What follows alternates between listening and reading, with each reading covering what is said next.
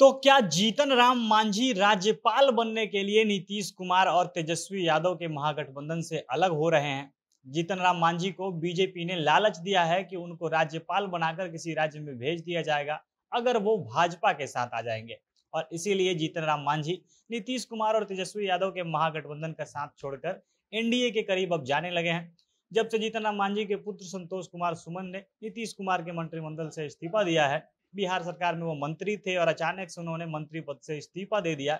और इसके बाद से चर्चा हो रही है कि जीतन राम मांझी की पार्टी हिंदुस्तानी अवाम मोर्चा अब महागठबंधन से निकल जाएगी।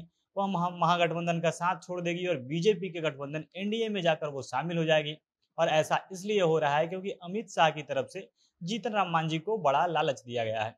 पिछले दिनों जीतन राम मांझी अमित शाह से मिलते हैं। 13 अप्रैल को जीतन राम मांझी अमित शाह से मिलते हैं और इसके ठीक 2 महीने बाद 13 जून को मांझी के बेटे संतोष कुमार सुमन ने अपने मंत्री पद से इस्तीफा दे दिया। संतोष सुमन के इस्तीफे को सीधे तौर पर मांझी और अमित शाह से उनके मुलाकात से जुड़ा जा रहा है। बिहार की राजनीतिक गलियारों में ऐसी चर्चा हो रही है कि मांझी को राज्यपाल पद के अलावा उनके बेटे को भी एक बड़ा पद देने का ऑफर अमित शाह के द्वारा दिया गया है। और इन्हीं सब लालचों के कारण जीतन राम मांझी को अब नीतीश कुमार का साथ अच्छा नहीं लग रहा है। उन्होंने नीतीश कुमार के सामने तमाम शर्तें रखी, वो नीतीश कुमार से जाकर मिले भी। इसके अलावा नीतीश ने मांझी को मनाने के लिए विजय चौधरी को लगाया। विजय चौधरी से मांझी और उनके बेटे की मीटिंग हुई, लेकिन कुछ भी ठीक नहीं हो पा रहा है। अब अमित शाह द्वारा जीतन राम मांझी और उनके बेटे को क्या ऑफर दिया गया है, अभी राजनीतिक गलियारों में इसको लेकर क्या चर्चा हो रही है, विस्तार से हर चीज के बारे में हम वीडियो में आगे बात करेंगे। और उससे पहले नमस्कार, जनता जंक्शन देख रहे हैं आप और मैं हूं सन्नी मिश्रा। कैमरे के पीछे हमारे साथी विशाल खड़े हैं। जीतन राम मांझी का महागठबंधन से बगावती तेवर और उनके बेटे संतोष कुमार सुमन के इस्तीफे की खिचड़ी लगभग 2 महीने पहले से पकनी शुरू हो गई थी। 13 जून को संतोष कुमार सुमन इस्तीफा देते हैं और इसके ठीक 2 महीने पहले यानी 13 अप्रैल को जीतन राम मांझी अमित शाह से मुलाकात करते हैं।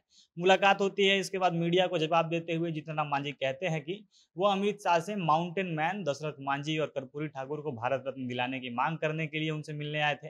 मांझी ने बताया कि दशरथ बाबा ने जिस प्रकार से पहाड़ काट कर एक मिसाल कायम की थी, उनको भारत का सबसे बड़ा सम्मान दिलाने के लिए हम लोग कई सालों से लड़ रहे हैं और इसी मांग के लिए हम गृह मंत्री जी से मुलाकात करने आए हैं।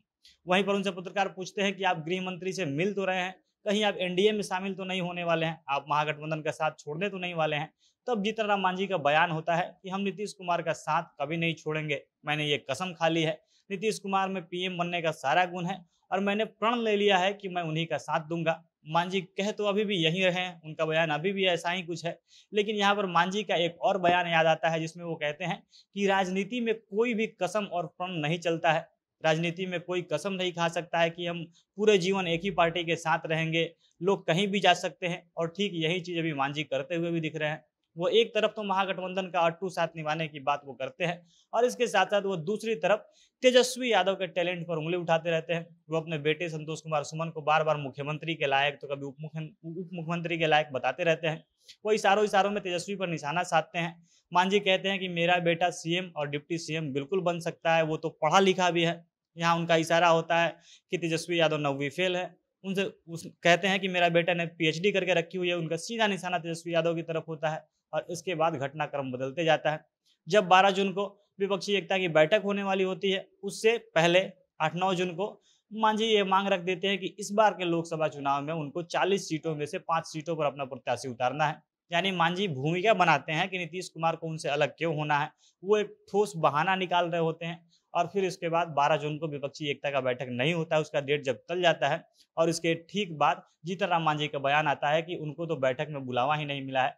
मतलब कि मांझी ये दिखाते हैं कि महागठबंधन वाले उनको पूछ नहीं रहे हैं। फिर 13 तारीख को जीतन राम मांझी के बेटे संतोष कुमार सुमन इस्तीफा देते हैं और इसके लिए चर्चा अब हो रही है कि जब अमित शाह से मांझी मिले तो उनको अमित शाह ने ऑफर दिया कि अगर मांझी एनडीए में आ जाते हैं तो उन्हें किसी राज्य का राज्यपाल बना दिया जाएगा और इसके साथ साथ उनके बेटे का जो एमएलसी का पद है उसको सुरक्षित रखा जाएगा। इसके अलावा एक और बड़ा ऑफर उनको मिला है कि अगर बिहार में एनडीए की सरकार आ जाती है, बीजेपी बिहार में सरकार बनाने में सफल रहती है, तो संतोष कुमार सुमन को डिप्टी सीएम का पद या बिहार सरकार के मंत्रिमंडल में एक महत्वपूर्ण विभाग उनको दिया जाएगा।